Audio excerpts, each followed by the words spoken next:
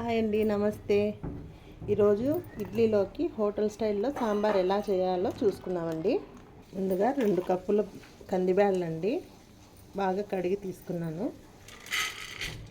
తర్వాత కల్లుప్పు తగినంత, కారం 1 టేబుల్ స్పూన్, 1/2 టేబుల్ స్పూన్ పసుపు, 2 టేబుల్ స్పూన్ సాంబార్ పొడి అండి. ఇవన్నీ ఒకటేసారి వేసుకోవాలి. తర్వాత ఉసిరికాయ అంతా చింతపండు, ఉసిరికాయ సైజు అంతా చింతపండు,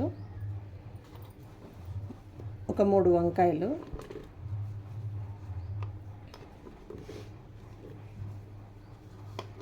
నాలుగు టమోటాలు. టమోటా ఎక్కువ వేస్తే టేస్ట్ చాలా బాగుంటుంది. నీళ్ళు, ఫస్ట్ నీళ్ళు కొద్దిగా వేసుకోవాలండి. మనం వేసుకున్నవన్నీ ఇలా మునిగేటట్టు నీళ్ళు వేసుకోవాలి. ఇప్పుడు కుక్కర్ మూత పెట్టి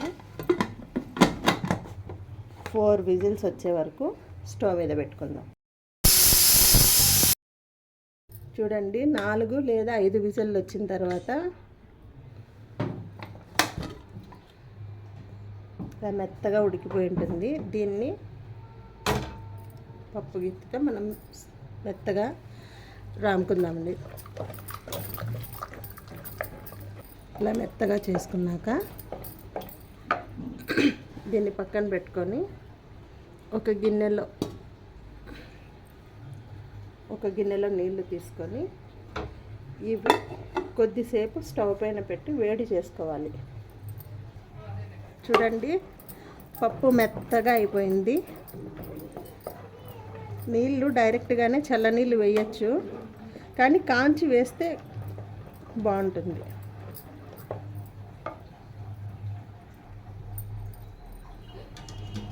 ఈ మాత్రం వేడిగా అయితే చాలండి.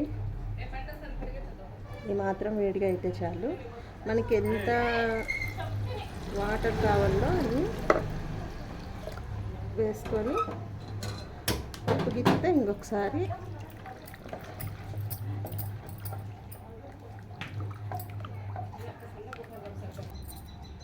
చూడండి, ఈ మాత్రం నీళ్ళగా ఉంటే చాలు. మరి చిక్కగా ఉంటే ఇడ్లీలోకి సాంబార్ బాగోదు. స్టవ్ వెలిగించుకొని సాంబార్ కాయలు కూడా ఎక్కువ పట్టదు, చాలు.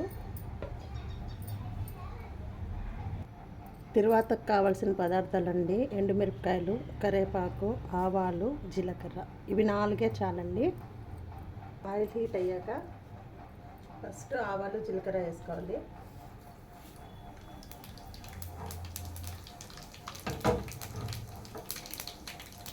ఆవాలు జీలకర్ర చిటపట అన్నంగానే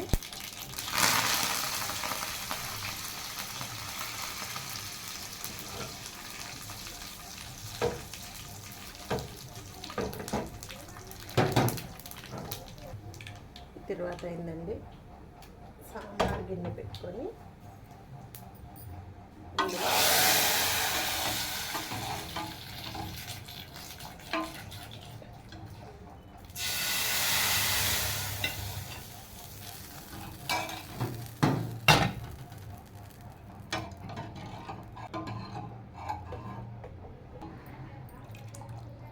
కొద్దిగా ఇది ఉడుకుతుంది కదా, అప్పటికి స్టవ్ కట్టేసుకోవాలండి. అంతే, వేడి వేడి సాంబార్ రెడీ.